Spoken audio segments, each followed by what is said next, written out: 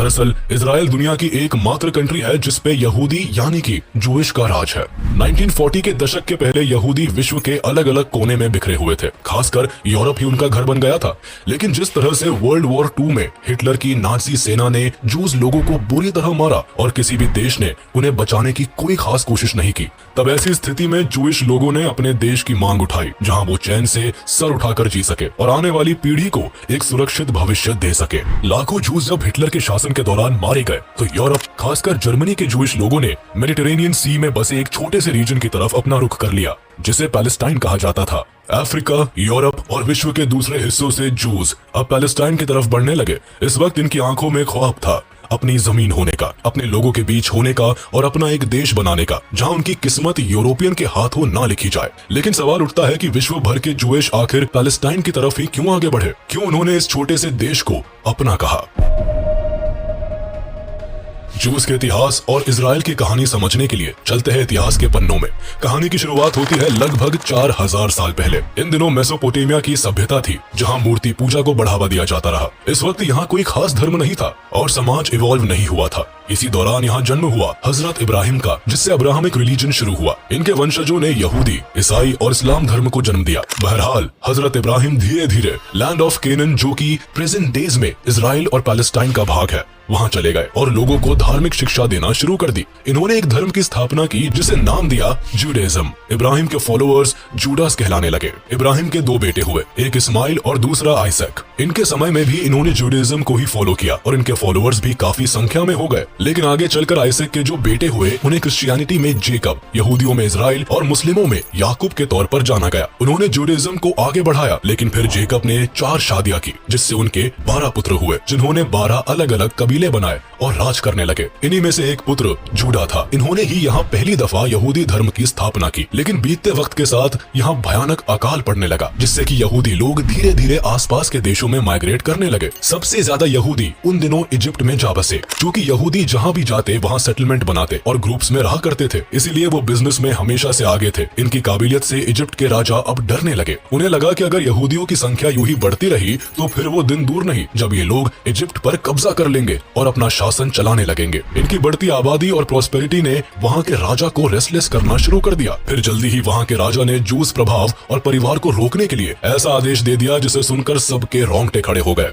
दरअसल इजिप्ट के किंग ने सारे जूस पुरुषों और बालकों को मार देने का आदेश दिया। जूइश महिलाओं को स्लेवरी में धकेलना शुरू कर दिया। इससे न तो केवल शुरुआती दिनों में जूस की पॉपुलेशन घटी, बल्कि बहुत सारे जूस अब दूसरे राज्यों की तरफ भागने की फिराक में लग गए। इसी दौरान इजिप्ट के जूस परिवार में हजरत मूसा का जन्म हुआ था, जिन्होंने बड़ी मुश्किल से इजिप्ट में रहने वाले जूस को इकट्ठा किया और कठिन रास्ते को पार करके अपने जूस काफिले के साथ वापस इजराइल आ गए। इसके बाद मूसा एक धार्मिक गुरु के तौर पर देखे जाने लगे। उनका जूस लोगों के बीच में काफी सम्मान बढ़ने लगा। जब सारे जूइश मिलकर इजिप्ट से अपने काफिले के साथ इजराइल पहुंचे, तब उन्होंने ईश्वर के 10 कमांड्स यानी उपदेश दिए, जिसे मानने से जूस हमेशा सुखी संपन्न रह सकते थे। उन्होंने इन 10 उपदेशों को एक पत्थर पर लिखवाकर एक सोशल सेंटर में रखवा दिया, जिसे जूस के बीच में 10 कमांडमेंट ऑफ सुप्रीम गॉड कहा गया। इस तरह से यहूदियों को एक लंबे संघर्ष के बाद रहने के लिए एक निश्चित जगह मिली। कुछ वक्त के बाद इजराइल में किंग सॉल ने इजराइल किंगडम को एस्टैब्लिश किया, जो कि यहूदियों का अपना साम्राज्य बना। लगभग 1000 BC में किंग डेविड, जो राजा सोल के बेटे थे, जूइश लोगों के पहले पावरफुल किंग बने। उनके बेटे राजा सोलोमन, जो कि मुस्लिम लोगों में राजा सुलेमान के नाम से प्रसिद्ध हुए, उन्होंने इजराइल की राजधानी जेरूसलेम में यहूदियों का पहला social worship centre temple mount बनवाया। इसे फर्स्ट टेम्पल या सोलोमन टेम्पल कहा गया, क्योंकि यहूदी मूर्ति पूजा को नकारते थे। इसलिए इस मंदिर में हजरत मूसा के दिए हुए 10 उपदेश वाले पत्थर को रखा गया। लेकिन कुछ समय में ही यहाँ सिविल वॉर हो गया और यहाँ के लोग 2 एथनिक ग्रुप में बट गए। किंग सोलोमन यहूदी के पावरफुल रेस के तौर पर उभरे। इनके यहाँ खुशियां और खूब सारी दौलत बरसी। लेकिन 2 सदी बीतने के बाद ही यहाँ मेसोपोटामिया के एक राजा शालमानेसर 5 ने हमला कर दिया, जिसमें फिर से हजारों यहूदी मारे गए और राजधानी जेरूसलेम को बुरी तरह लूटा गया। किसी तरह यहूदियों ने खुद को और अपने साम्राज्य को फिर से बसाया। लेकिन 587 BC में एक बड़ी घटना हुई। इसी दौरान कई वॉर्स हुए, जिसमें जेरूसलेम को बुरी तरह से बर्बाद किया गया। उस वक्त बेबीलोनियन किंग नेबुकदनेस्सर के हुक्म पर पूरी जूडा कम्युनिटी को लूटा गया और भयानक मैसेकर हुआ। जो लोग बच गए उन्हें बेबीलोनियंस अपने साथ स्लेव बनाकर ले गए। बेबीलोनियन किंगडम ने जूडा किंगडम को बर्बाद कर दिया। इसके बाद जूस अब बेबीलोन के कब्जे में रहे। बेबीलोनियंस ने इनके फर्स्ट होली टेंपल को भी खाक कर दिया और इसी दौरान हजारों जूस को 70 सालों के लिए एग्जाइल में भेज दिया। बहुत सारे जूइश इजराइल छोड़कर भाग निकले और विश्व के कोने कोने में बिखर गए। इस घटना के बाद तो जेरूसलेम और यहूदी दोनों का ही इजराइल में नामो निशान मिट गया। कुछ समय बाद ही ईरान में एक नए एम्पायर का जन्म हुआ जिसे पर्शियन एम्पायर कहा जाता है। पर्शियन किंग्स ने मेडिटेरेनियन सी के कई हिस्सों समेत बेबीलोन और इजिप्ट को जीतकर एक बड़े भाग में पर्शियन एम्पायर खड़ा कर दिया, जिसमें यहूदियों को थोड़ी स्वतंत्रता मिली। इन्होंने इन यहूदियों को जो एग्जाइल के दौरान बेबीलोन में एज ए स्लेव लाए थे उन्हें फ्री करके आदेश दिया कि वो इजराइल वापस जाए और वहाँ फिर से इजराइल को हरा भरा बनाए। पर्शियन किंग साइरस II ने यहूदियों को फिर से मंदिर बनाने की भी अनुमति दी। इसके बाद यहूदी फिर से इजराइल आ गए और उन्होंने यहाँ अपना मंदिर फिर उसी जगह बनाया। इसे सेकंड टेंपल कहा गया। यहाँ यहूदियों ने अपना जीवन शुरू किया, लेकिन ये जगह हमेशा ही युद्ध और हमलों में उलझा रहा। कुछ वक्त बीतने के बाद अलेक्जेंडर ने पर्शियन एम्पायर को जीत लिया और इसके बाद जेरूसलेम अब सिकंदर के कब्जे में आ गया।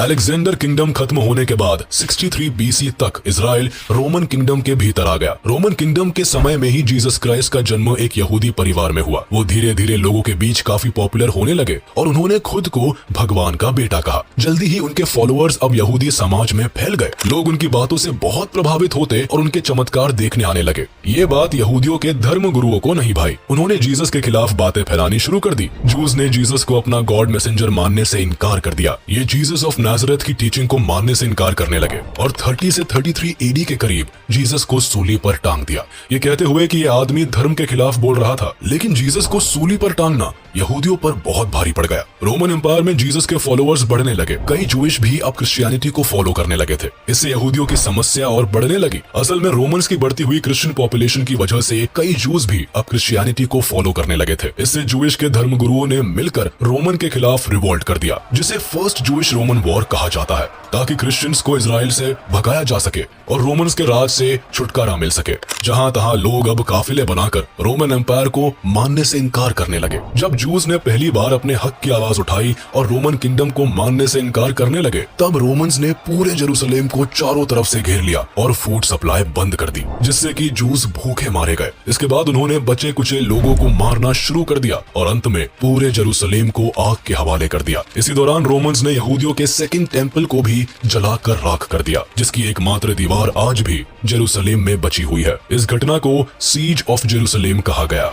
इस आगजनी में लाखों जूस परिवार मारे गए और जो बचे उन्हें या तो कन्वर्ट किया जाने लगा या फिर स्लेवरी में डाला जाने लगा। जूस महिलाओं के साथ अत्याचार ज्यादा बढ़ गए और जूस पुरुषों और बच्चों को तो जान से भी मारा जाने लगा। इस दौरान रोमन्स ने न केवल लाखों यहूदियों को मार गिराया, बल्कि लाखों को स्लेव बना लिया और जो बचे थे उनके ऊपर टैक्स इम्पोज कर दिया गया। इजराइल का नामो निशान मिटाने के लिए रोमन्स ने जेरूसलेम का नाम बदलकर एलिया कैपिटोलिना कर दिया। इसी दौरान रोमन्स ने इजराइल के एक छोटे से हिस्से, जिसे जूडिया कहा जाता था, उस जगह का नाम बदलकर सीरिया पैलेस्टीना कर दिया, जो कि लेटर ऑन पैलेस्टाइन के नाम से जाना गया। धीरे धीरे इसी पैलेस्टाइन में जूस के फॉलोअर्स ने क्रिश्चियनिटी को बढ़ावा दिया। हालांकि उन दिनों रोमन एम्पायर के किंग्स भी क्रिश्चियनिटी के अगेंस्ट थे, इसलिए पैलेस्टाइन में रहने वाले लोग गुपचुप तरीके से इस रिलीजन को फॉलो करते थे। शुरुआती दिनों में ये रिलीजन ज्यादा नहीं फैला।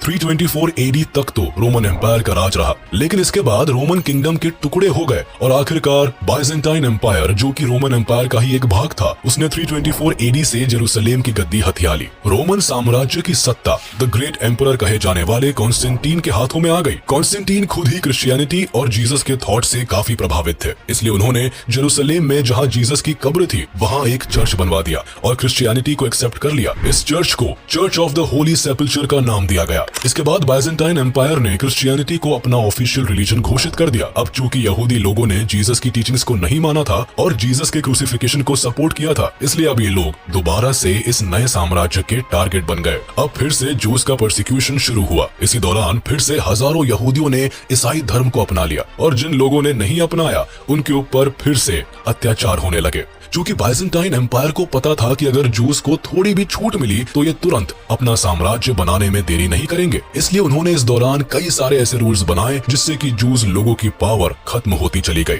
कुछ रूल्स के हिसाब से जूस अपने लिए कोई भी स्लेव या सर्वेंट नहीं रख सकते थे। जूस और नॉन जूइश मैरिज भी बैन कर दी गई। जूस अपने लिए किसी भी तरह की कम्युनिटी वर्शिप सेंटर नहीं बना सकते थे और न ही उन्हें बहुत ज्यादा संख्या में इकट्ठा होकर प्रेयर्स करने की अनुमति थी। इन सब रूल्स को नहीं मानने वाले जूस को पनिश करने का भी प्रावधान बना। उनकी प्रॉपर्टी जब्त कर ली जाती थी और कई मामलों में उन्हें या तो जेल में डाल दिया जाता था या फिर उन्हें सीधे मौत की सजा दे दी जाती थी। ऐसी बदतर जिंदगी जीते हुए जूस ने कुछ सदियां और गुजारी।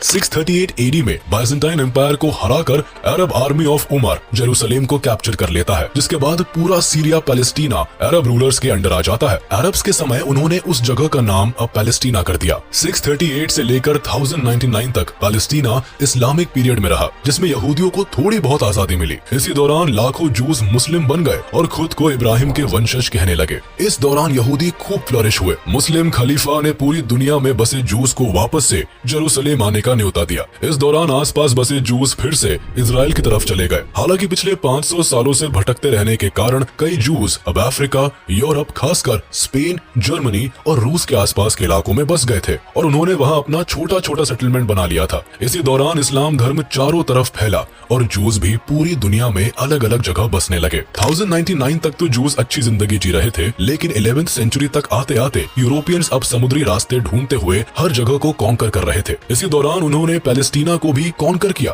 और यहाँ के लोगों को मारना शुरू कर दिया। इसके अलावा यूरोप की दूसरी जगहों में जहाँ जूस पहले से रह रहे थे उन पर भी अत्याचार शुरू हो गया। दरअसल लगभग सारे यूरोपियन देश क्रिश्चियनिटी को फॉलो करने लगे थे और उनका मानना था कि जूस लोग ही थे जिन्होंने जीसस को क्रूसीफाई किया था, जिसका खामियाजा उन्हें 1000 साल बाद भी चुकाना पड़ रहा था। यूरोपियन क्रिश्चियंस ने न सिर्फ पैलेस्टीना एंड जेरूसलेम को कैप्चर किया, बल्कि यहाँ पर रह रहे जूस की जिंदगी में भी जहर घोलने का काम किया। इनका मानना था कि जेरूसलेम जहाँ जीसस की कब्र थी उसे अरब मुसलमानों से छीना जाए और जूस जो कि जीसस की मौत के लिए जिम्मेदार माने जाते थे उनका खात्मा किया जाए। ये दौर शुरू हुआ 1095 से, जो कि 1291 तक चलता रहा। इस दौरान मुस्लिम और क्रिश्चियन लोगों के बीच भयानक युद्ध हुए, जिसे होली वॉर भी कहा जाता है। दरअसल जूस और मुस्लिम लोग जेरूसलेम को अपना होली लैंड मानते थे, लेकिन क्रिश्चियंस भी इसी जगह को अपना होली लैंड मानते थे और उस पर अपना अधिकार चाहते थे। इसी युद्ध में मुस्लिमों और जूस ने मिलकर ईसाइयों से युद्ध किया ताकि उन्हें जेरूसलेम जाने से रोका जा सके। इस युद्ध में दोनों ही तरफ से लाखों लोग मारे गए। खासकर जूस जो इस रीजन में रह रहे थे उनकी तो आधी से ज्यादा संख्या इस युद्ध में खत्म हो गई।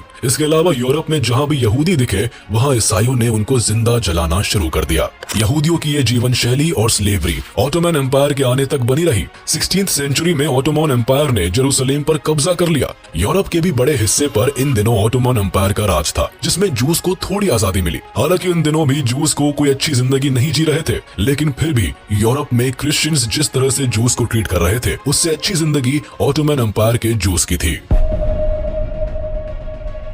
ऑटोमन एम्पायर ने न सिर्फ जूस को फिर से उनकी धार्मिक स्वतंत्रता दी, बल्कि उन्हें फिर से अच्छी जिंदगी जीने का मौका दिया। उन्होंने जेरूसलेम के उलझे हुए होली लैंड डिस्प्यूट्स को भी खत्म करने की कोशिश की। दरअसल उन्होंने माउंट टेम्पल की दीवार और मस्जिद का एंट्रेंस और पैलेस्टाइन कहे जाने वाले क्षेत्र में चर्च के एंट्रेंस को अलग किया। सबके लिए इंतजाम किए गए ताकि लोग धर्म के नाम पर एक दूसरे से वॉर ना करे। ऑटोमन एम्पायर का ये काम बेशक जेरूसलेम में काफी कारगर रहा। लंबे समय तक इन तीनों धर्मों के बीच कोई धर्म युद्ध नहीं हुए, लेकिन जूस का फेट उनका पीछा कहाँ छोड़ने वाला था। पिछले 2000 सालों से भागते रहने की वजह से अब जूस ज्यादातर मेडिटेरेनियन सी के हिस्सों और यूरोप में बस गए थे। बट यूरोप में अब चारों तरफ जूस विरोधी बातें होने लगी। क्रिश्चियंस अब बिना मतलब के कारण ढूंढकर जूस को मारने लगे। इस वक्त जूस के खिलाफ फैली इस नफरत को एंटीसेमिटिज्म का नाम दिया गया, जिसका मतलब था जूस लोगों के साथ धर्म और रेस के बेसिस पर भेदभाव करना। यह भेदभाव कोई नॉर्मल लेवल का नहीं था, बल्कि एंटी जूइश लोग जूस को समाज का धब्बा समझते थे। उन्हें कम्युनिटी या सोसाइटी के सोशल वेलफेयर स्कीम्स और बेनिफिट से दूर रखा जाता था। उन्हें कई बार तो धर्म के नियम तोड़ने और काला जादू करने के नाम पर जिंदा जला दिया जाता था। 18th सेंचुरी आते आते एंटीसेमिटिज्म पूरे यूरोप एम्पायर्स में फैलने लगा और जूस को एक एक सांस के लिए मोहताज होना पड़ा। आए दिन उनके साथ मारपीट, स्लेवरी और मैसेकर्स होने लगे। एंटी जूइश खासकर ईसाइयों ने जूइश लोगों का मैसेकर करना शुरू कर दिया। औरत, मर्द, बच्चे, यहाँ तक कि प्रेग्नेंट औरतों को एक साथ इकट्ठा करके जिंदा आग में जला दिया जाता था। हजारों जूस को फ्रांस और यूरोप के दूसरे हिस्सों से निकाला जाने लगा। जूस के लिए एक येलो बैच पहनना कंपलसरी कर दिया गया, जिससे कि उन्हें सोशली लोग पहचान सके। Jobs, social reservations, inter religion marriages, ये चीजें जूस के लिए बैन थी। यहाँ तक कि जो लोग जूस से कन्वर्ट होकर क्रिश्चियंस बन जाते थे, उनके साथ भी यूरोप में अच्छा व्यवहार नहीं किया जाता था। कुल मिलाकर कहे तो एंटीसेमिटिज्म की वजह से पूरे यूरोप में जूस के साथ बेरहमी से मारपीट की जाती रही। वक्त के साथ चीजें बदली नहीं, बल्कि जूस का जीना और मुश्किल होने लगा। इनके लिए अलग पीनल कोड होते थे, इन्हें हर छोटी बात पर मार दिया जाता था और कुछ सालों के अंतराल के बाद इन्हें देश से निकालने के लिए युद्ध होने लगते। क्रिश्चियंस का मानना था कि जूस सिर्फ अपनी भलाई चाहते हैं और सिर्फ अपने बारे में सोचते हैं, इसीलिए इन्हें सामाजिक जीवन जीने का कोई अधिकार नहीं होना चाहिए। ऐसे में अब लाखों यहूदी लोग परेशान होकर अमेरिका की तरफ भागने लगे। इसी दौरान 18वीं शताब्दी में जब फ्रेंच रेवोल्यूशन हुआ, तब नेपोलियन के टाइम में जूस को अच्छी जिंदगी जीने का मौका मिला। लेकिन नेपोलियन के अंत के साथ ही जूस की जिंदगी की खुशियों की भी अंतिम घड़ी आ गई। लेकिन उनका इस तरह से बार बार भागना अब उनकी पीढ़ियों को नागवार गुजरने लगा। धीरे धीरे जूस लोग अपनी धरती की मांग करने लगे। उनकी ये डिमांड मोस्टली यूरोपियन कंट्रीज से थी, क्योंकि उन्हीं के कारण मॉडर्न टाइम में जूस बेघर हो रहे थे और जहां तहां भागकर जिंदगी जीने को मजबूर हो रहे थे। दुनिया में हो रहे बुरे बर्ताव की वजह से पूरी दुनिया में जूइश कम्युनिटी को लगने लगा था कि अगर उन्हें एक सुकून की जिंदगी जीनी है तो उन्हें अब अपना देश बनाना पड़ेगा। 19वीं सेंचुरी तक चारों तरफ जूस के बीच में जूइश कंट्री की बातें होनी शुरू हो गई। इसी दौरान मई 2, 1860 को थियोडोर हर्जल नाम के एक जूस व्यक्ति का जन्म हंगरी में हुआ। इन्होंने खुद ही काफी एंटी जूइश पॉलिसीज और यूरोपियंस के हेट्रेड को फील किया था। इन्होंने ज़ोनिज्म नाम का एक मूवमेंट शुरू किया और जूस की अपनी कंट्री की मांग को बढ़ावा दिया। इसी दौरान इन्होंने किताब लिखी जिसका टाइटल द जूइश स्टेट था। इस किताब में पहली बार उन्होंने पूरी दुनिया में बसे जूस को अपना देश बनाने को कहा। हर्जल पेशे से जर्नलिस्ट थे और उन्होंने ही 19वीं शताब्दी में पहली बार जूस के लिए और अपने देश के लिए आवाज उठाई थी। इनके द जूइश स्टेट के विचार पूरे विश्व भर में फैले, जूस को प्रभावित करने लगे। फिर हर्जल ने एक जूस की पॉलिटिकल कमेटी बनाई जिसका नाम जियोनिस्ट ऑर्गेनाइजेशन रखा गया और इसकी पहली बैठक 1897 में स्विट्जरलैंड में हुई। इस बैठक के बाद जियोनिस्ट मूवमेंट को सपोर्ट करने के लिए विश्व भर में फैले जूस इस ऑर्गेनाइजेशन में पैसे भेजने लगे।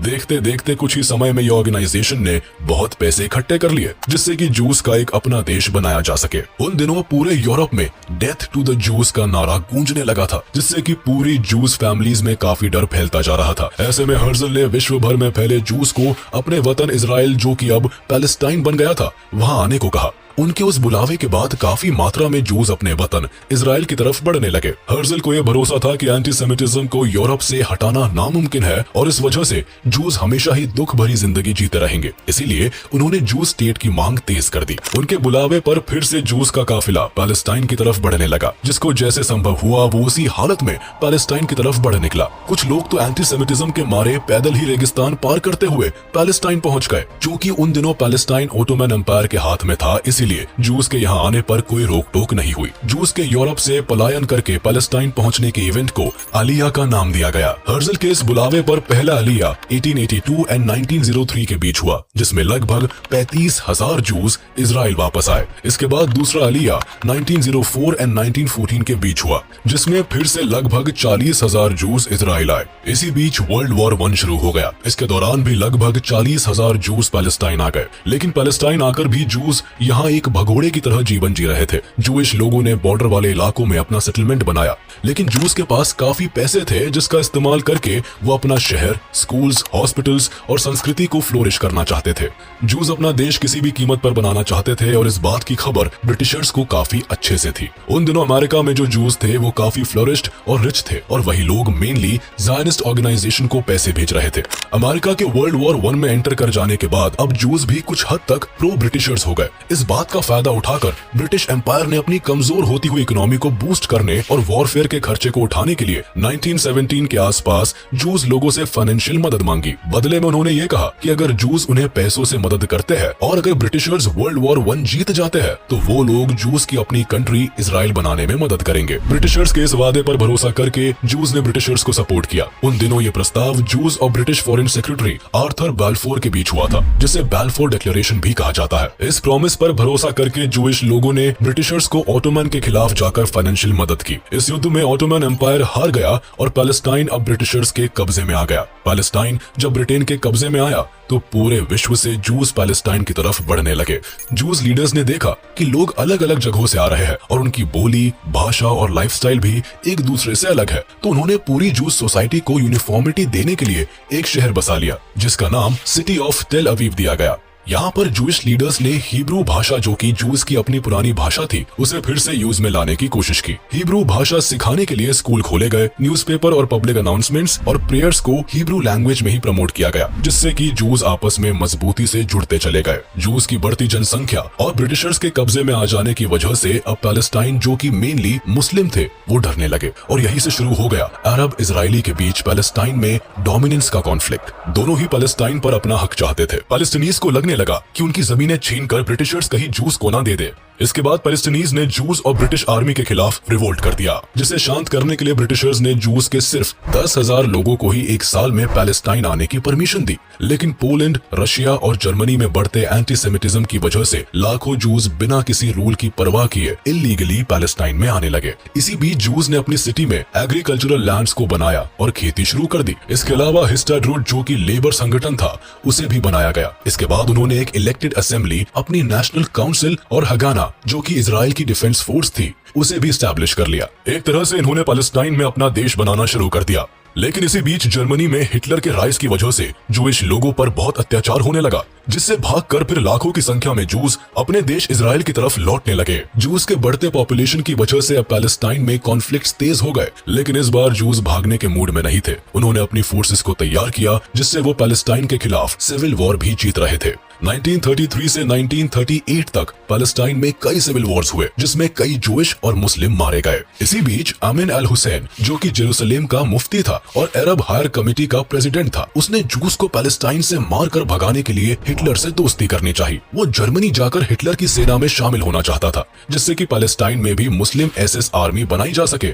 और जूस के साथ वही सुलूक पैलेस्टाइन में भी किया जा सके जो उस दौरान जर्मनी में हो रहा था। हिटलर ने मुफ्ती को कभी भी ज्यादा वैल्यू नहीं दी, लेकिन मुफ्ती ने हिटलर के दाहिने हाथ माने जाने वाले एडोल्फ आइकमैन से दोस्ती कर ली। इसके बाद वर्ल्ड वॉर 2 के दौरान ब्रिटिशर्स ने पैलेस्टाइन के बॉर्डर को पूरी तरह से सील कर दिया, जिससे कि जूस का पैलेस्टाइन में एंटर करना नामुमकिन हो गया। ऐसे में बाकी देशों ने भी जूस के लिए अपने देश के दरवाजे बंद कर दिए। 1939 में वर्ल्ड वॉर 2 शुरू हो गया, जिसमें लगभग 60 लाख जूस हॉलोकॉस्ट में मारे गए और जो बच गए वो किसी तरह से इजराइल भागकर चले आए। हॉलोकॉस्ट के भयानक दर्द से गुजरने के बाद अब जूस के इंतजार की हद खत्म हो गई। उन्होंने अपना देश बनाने के लिए फिर से ब्रिटिश एम्पायर पर जोर डालना शुरू कर दिया। इस बार जूस पीछे हटने वालों में से नहीं थे। उन्होंने अपने हाथों में बंदूक उठाई, जिससे कि इजराइल एक स्वतंत्र देश बन सके। अब इजरायलीज फोर्सफुली ब्रिटेन के अगेंस्ट जाकर हॉलोकॉस्ट से बचकर आए यहूदी को अपने देश में लाना शुरू कर दिया। कई छोटे छोटे कॉन्फ्लिक्ट्स हुए, जिनमें जूस और ब्रिटिशर्स दोनों ही मारे गए, लेकिन फाइनली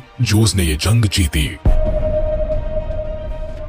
1947 में Zionist movement homeland for the Jewish people काफी तेज हो गया। वर्ल्ड वॉर 2 के बाद ब्रिटिश इकोनॉमिकली काफी कमजोर हो गया था, इसलिए उन्होंने व्हाइट पेपर रिलीज करके कहा कि वो लोग 15 मई 1948 को पैलेस्टाइन छोड़कर चले जाएंगे। लेकिन यहाँ तो अब तक ब्रिटिश एम्पायर के द्वारा यहूदियों को प्रॉमिस किया गया होमलैंड मिला ही नहीं था, तो फिर अरब्स और जूस के बीच होने वाले युद्ध भी लाजमी ही था। लेकिन इस मामले को तब यूएन कमीशन ने संभाला और पैलेस्टाइन के डिवीजन की बात प्रपोज की। शुरुआती दिनों में तो जूस के सपोर्ट में कोई नहीं आया, लेकिन जैसे ही अमेरिका ने अपना वोट जूइश स्टेट इजराइल के फॉर्मेशन के पक्ष में दिया, वैसे ही यूएसएसआर ने भी जूस के सपोर्ट में वोट कर दिया। फिर फाइनली जब यूएन कमीशन में पैलेस्टाइन और इजराइल के बंटवारे के लिए वोटिंग हुई, तब 33 देशों ने इजराइल के पार्टीशन प्लान को समर्थन दिया, जबकि 12 मुस्लिम देश और अपना एक भारत इस पार्टीशन के खिलाफ थे। सबसे मजेदार बात यह है कि ब्रिटेन, जिसने जूस को अपना स्टेट दिलाने का वादा किया था, वही इस वोटिंग में न्यूट्रल रहा। कुल मिलाकर 10 देशों ने किसी के भी पक्ष में वोट नहीं दिया।